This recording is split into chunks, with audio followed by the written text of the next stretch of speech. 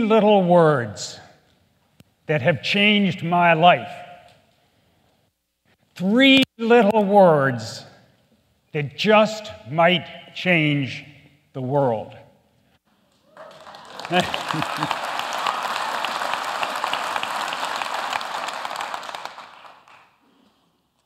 first time I saw these words was many years ago when my father drove us to school. They were on a bumper sticker on the back of the car in front of us. You know, I have a distinct memory of the impression they made on me. It was the first time, the very first time I was ever attracted to an advocacy agenda. Will the bay die? I asked my dad. It might, he said, unless someone helps it. It was years later when these words hit me again. I just graduated from college, and I was, of all places, 80 feet up in an oak tree. I was a tree surgeon.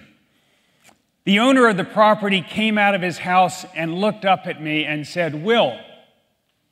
I said, "Yes, Mr. Siemens.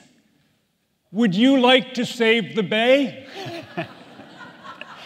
"Yes, Mr. Siemens, that would be fine." From that day on, Truman Siemens has been my mentor. He introduced me to the Chesapeake Bay Foundation. Just a week later, I started as an intern. That was almost 40 years ago. I've been there ever since. Truly, these words have changed my life. But what about changing the world? Save the bay. Let's think about it. And let's start by considering one of the major impacts on the Chesapeake Bay and the planet, the built environment. It's responsible for almost 50% of the world's carbon pollution. But the past does not have to be the future. Dream with me. Dream with me for just a moment. What if we could build our houses, our schools, our churches, our synagogues, and even our office buildings with almost zero impact on the environment? And what if we could do it with no sacrifice to comfort, to beauty, to the services we've come to expect from our buildings? Well, the future is here. We can have it, and we can have it all right now. Let me show you a stunning example of how we can begin to change the world. This is the Brock Environmental Center at the mouth of the Chesapeake Bay in Hampton Roads, Virginia. It's the greenest building in the world.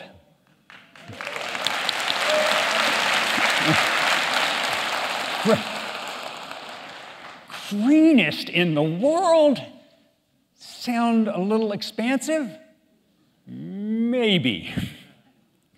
But that's my line, and I'm sticking with it until somebody proves me wrong.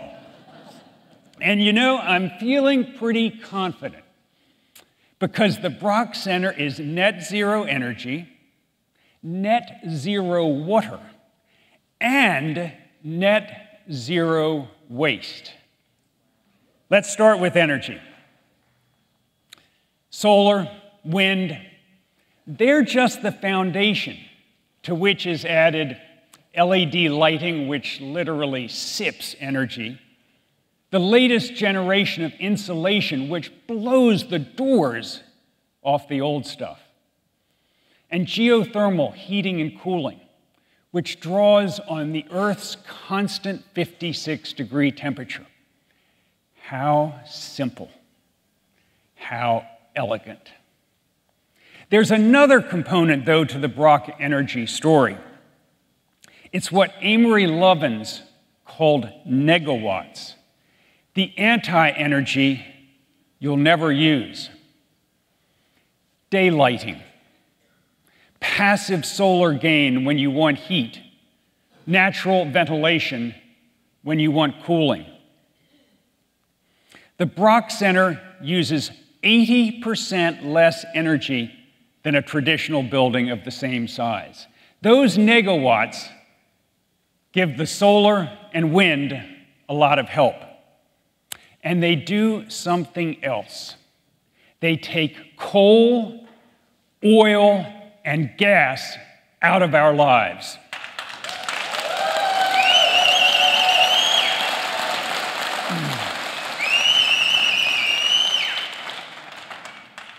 Now water. Arguably the petroleum of the 21st century. The Brock Center uses no public water, no groundwater, no well water. But it does have abundant supplies of fresh, clean, healthy water. All thanks to Mother Nature and her rain. And it's delicious.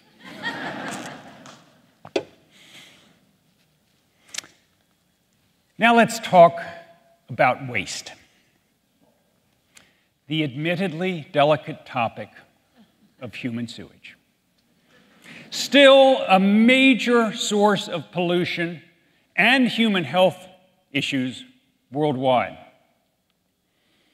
Of all the technologies at the Brock Center, using the toilets is perhaps the most memorable.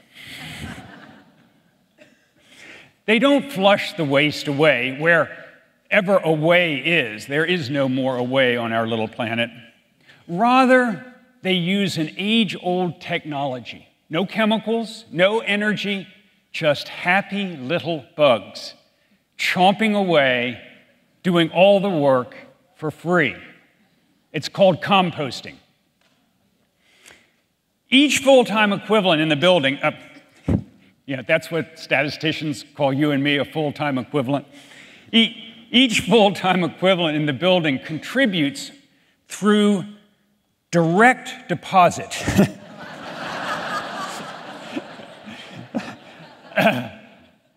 Enough waste to produce a half bushel of dry, fluffy compost on an annual basis. It's the same safe, pathogen-free, odor-free, yuck-free material you could buy at the garden store. Compost. But wait, I feel like the pitchman on TV selling those knives, but wait, there's more. And there is more. The Brock Center is full of old second-hand stuff, and that's a good thing. Cool stuff that would have gone to the landfill. Like these beautiful floors, they used to be a basketball court in a school that was being torn down. And in that same gym, there were bleachers. Those bleachers are now the wood around the windows and doors. Beautiful wood. Toxic chemicals. You know, we're told that we can't live without them, that they are the very fabric of our society, of our lives. Well, we can live without hazardous chemicals in our lives. This building has no toxic chemicals in it that can make anyone sick in the building, nor were any toxic or hazardous chemicals used in the manufacture of any of the new materials, the glass for the windows, the roof tiles, what have you, that could have made anyone sick outside the building then or in the future. No. Andy wants us to finish on time, please. This building is so darn wholesome, you'd be happy to eat it. Like my mother said, eat more fiber. Energy, waste, water, reuse stuff, zero toxics. Put all those technologies together, and you have the future right here in Virginia. It's not some utopian construct. It doesn't require any stoke the wood stove effort nor shiver in the cold sacrifice. It's here, it's now, it's smart, it's beautiful, and it's tough as nails. Those windows can withstand a direct hit by a 2x4 at 125 miles an hour in a hurricane. The Brock Center shows us what's possible. It's just one example, but it's a great example of how we can begin to change the world. If not, we've seen a very different future. We've seen it in China, where the average life expectancy of a Beijing traffic cop is only 43 years. And closer to home, in Toledo, Ohio, last summer, residents were warned not to have any contact with their tap water, much less drink it, all due to a pollution incident in Lake Erie. We can do better. We can do better right here, right now. And after all, isn't it really our responsibility, our true responsibility, to leave a healthy Chesapeake Bay for our children, our grandchildren, our great-grandchildren, and beyond?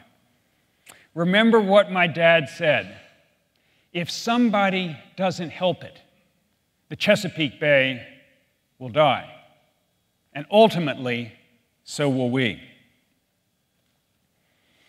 So now it's up to you to write the end of the story.